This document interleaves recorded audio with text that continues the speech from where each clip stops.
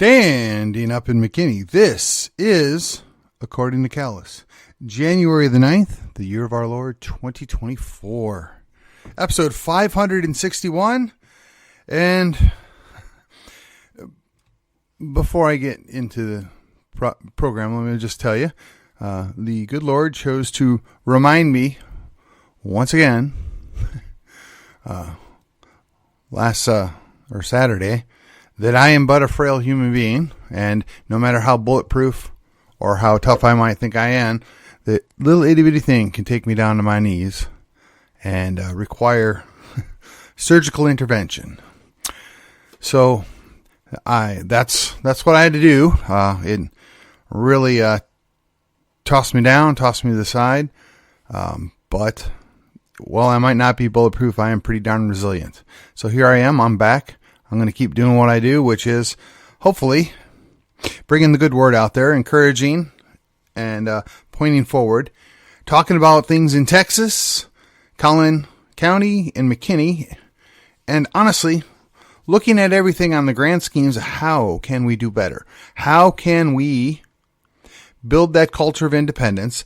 How can we put Texas first?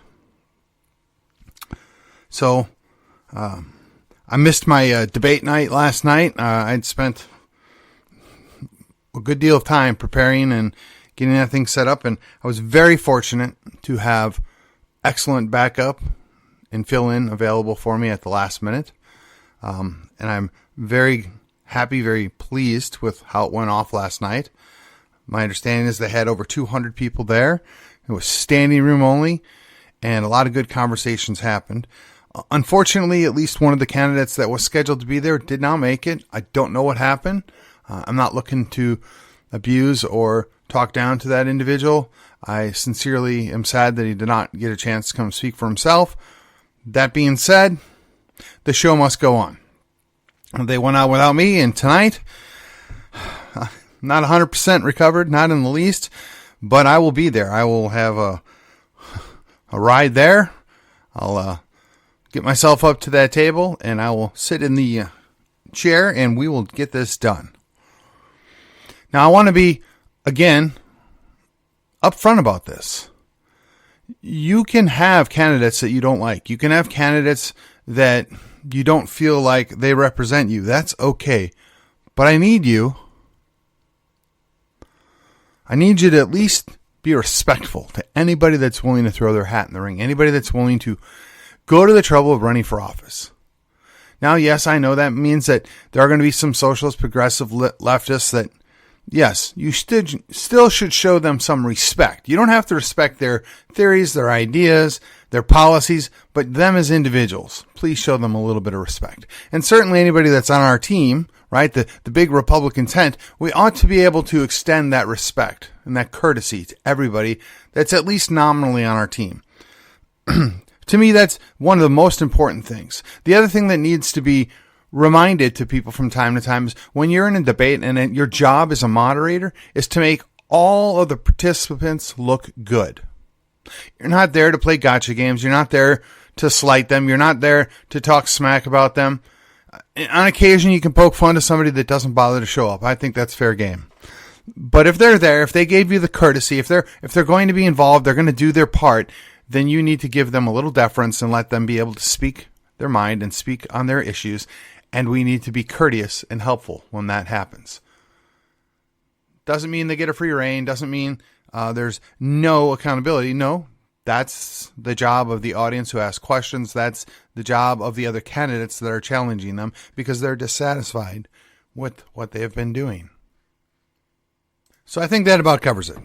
So as they say, on with the show. Episode 561. It's debate night, but it's also a Texas Tuesday. And I guess in some regards, it's a Texit/Texas Tuesday, because if you haven't been following along, apparently now the Republican Party is prepared to go to court to ignore the wishes of the Texas nationalist movement and the accomplishment that they achieved. And I just don't see that as productive. So I want to subdivide this now. I'm going to go through the Texas/Texit Tuesday, I guess, as a subpart. I'm going to cut it short tonight, guys. I've still got a little more preparation to do for my debate moderation duties tonight, but I had to get something out. I missed Monday, and I got at least 10, 15 minutes in me. So let's get this done. Let's get it on the record, right? Okay. So I look at this, and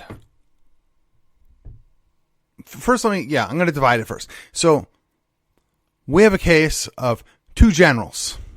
They're both leading their armies, figuratively speaking, to a goal or to an achievement, to an objective. And how do they best get there? Now, in some ways, the generals have similar goals or a similar outcome they'd like to see. But in other ways, they have divergent priorities and divergent needs. So I want to say on the onset, I've had the pleasure of meeting both Matt Rinaldi and Daniel Miller. I think very highly of both of them. I think they're both capable, good leaders in their way. I don't serve on the leadership team, which would be the State Republican Executive Committee, and I don't serve on the board of directors or whatever for Texas Nationalist Movement. So I don't know the inner workings and details. But from what I can see, from the outside looking in, from a peon in both organizations, they know what they want to do, and they're getting their armies into position. So something happened last week. Again, disappointing, very disappointing. The dismissal or the non-acceptance of the signed affidavits that were done electronically, I guess would be the best way to put it, right?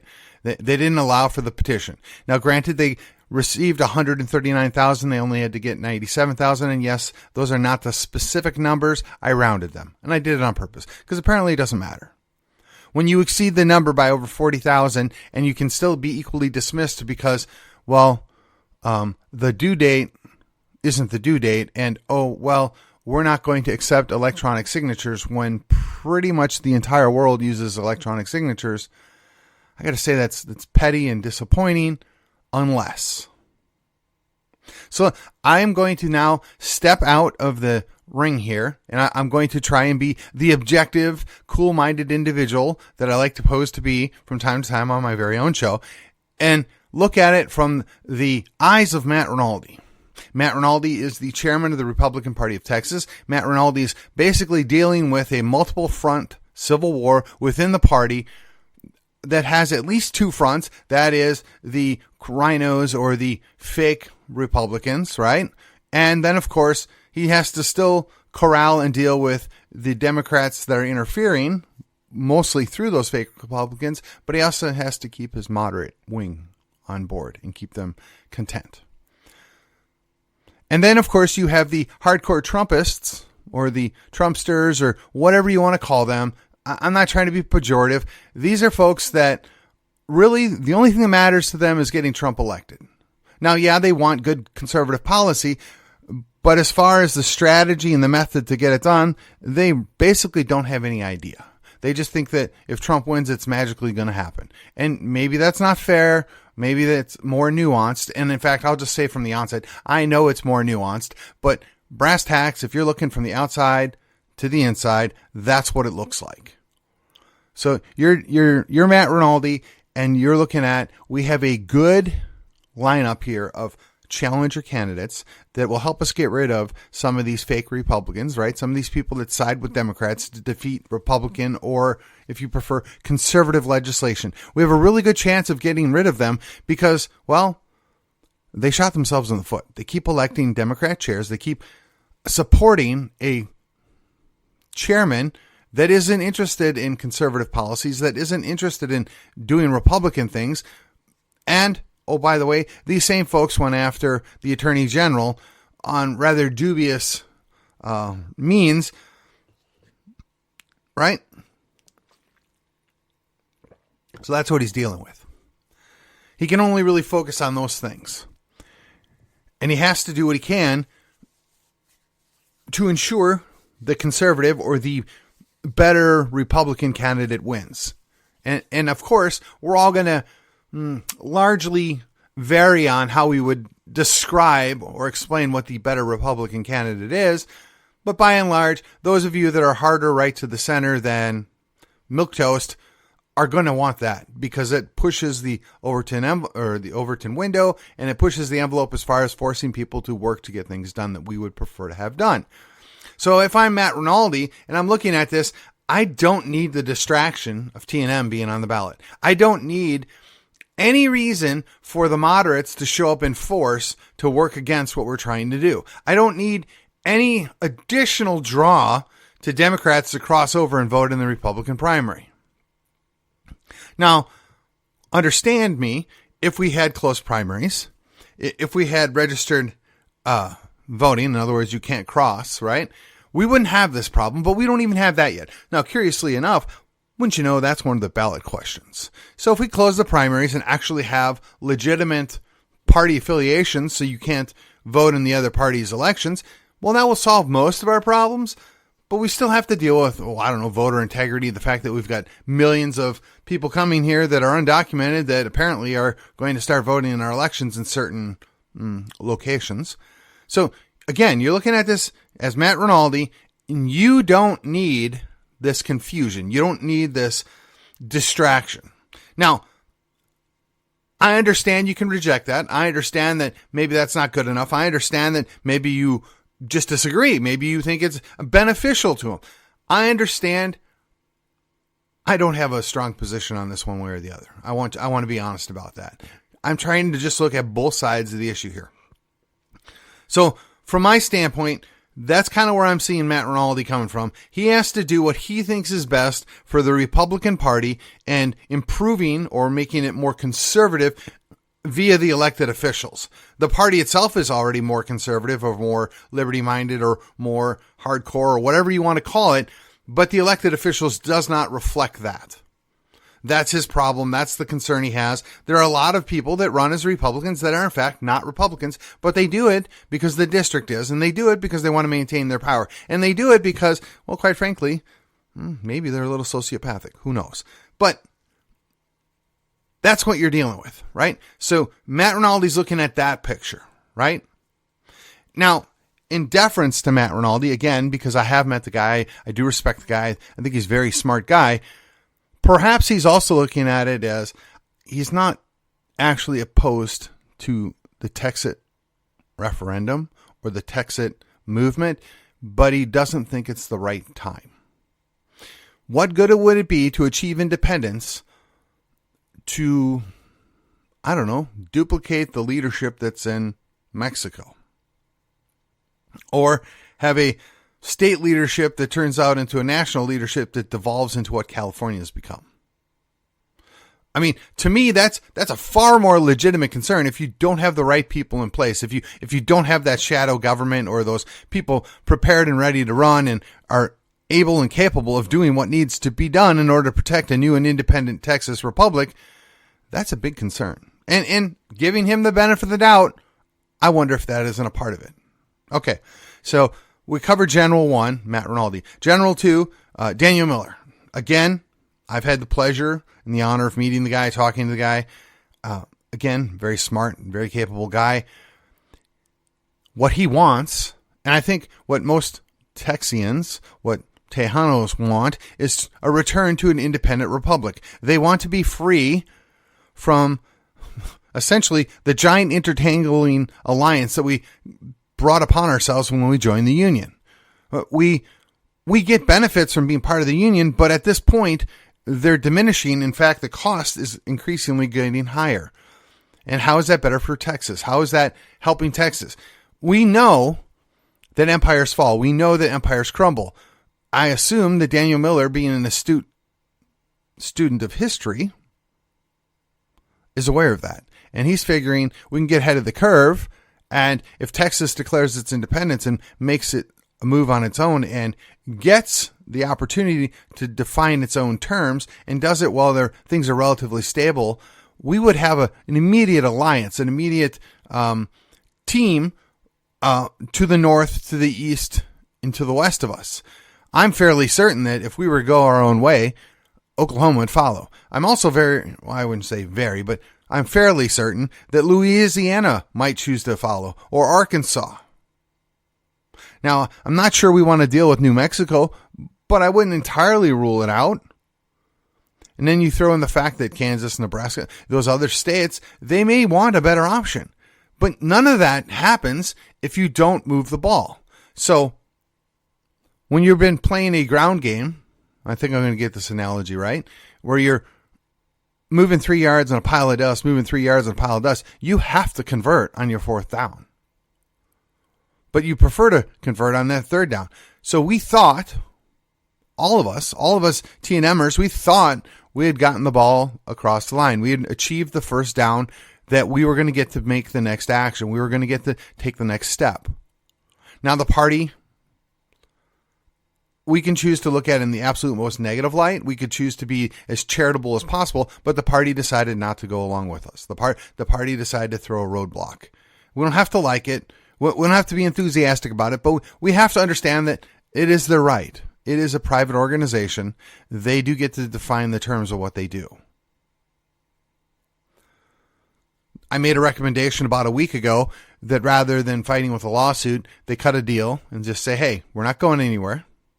We've been helping you guys, whether you know or not, for a long time. We're going to redouble our efforts. We're going to have 300,000 signatures next time around. We're going to have massive quantities of people show up at these Senate district conventions and at the state convention. We're not going to settle for just a couple of planks in the platform. We're going to get on the legislative priorities. We're going to start making demands. We're going to start flipping SREC seats if that's what it takes to be heard. Now, likewise, I imagine something similar is going on over at the Democrat Party, only at a much lesser scale, because they're not quite as friendly to what we want to do. And I'm going to imagine the average libertarian out there, or the average independent out there, who just wants less government, wants to be left alone, has got to be pretty bemused about what's been playing out here, because the Republican Party claims and holds out that they're the party of small government, and here's the T&M that's basically saying, yeah, we're going to remove an entire level of government. Why don't you help us with this? And they're told no, or not now, or we're not ready. So if you're Daniel Miller, you're going to redouble your efforts. You're going to keep slogging it out. You're going to keep doing what you do well. You're not going to take no for an answer, because I've heard him say it in person. It is his dream in his lifetime to see Texas become an independent republic once again. Now, I got to be honest, as a T&Mer, as a Republican, I'm okay to settle for a de facto independence. I would prefer a de jure independence, but I'll settle for a de facto independence. There have been many books written about the idea of a de facto independent state. There are many different compromises that could be done with that situation. And if you're de facto independent, it's only by the grace of your independent nature that you choose to stay part of the whole. It puts you in the driver's seat, which is where the states were supposed to be from the first point, right? The states created the federal government. The states are the sovereign, but everybody seems to forget that. Everybody wants to overlook that, and I just don't think that's the best idea. I fail to see the wisdom in doing that, but that's where we're at. That's where we are. So going forward, what does that mean? What are we going to do? Well, I imagine there's going to be a floor battle in May of 2024. Now, hopefully, it will not end up in a bitter feud. Hopefully, it will not put metaphorical blood in the streets. Hopefully, we'll be able to behave like adults, get the revised language, double down, and show up and do a better job in 2 more years. And by better job, I just mean even more over the top. The T&M exceeded the requirements. The T&M has been game on for years, and the Republican Party would be very wise to get on board with the concept of putting Texas first. The Republican Party of Texas would be very wise to see them as an ally. I can't speak for Chairman Rinaldi.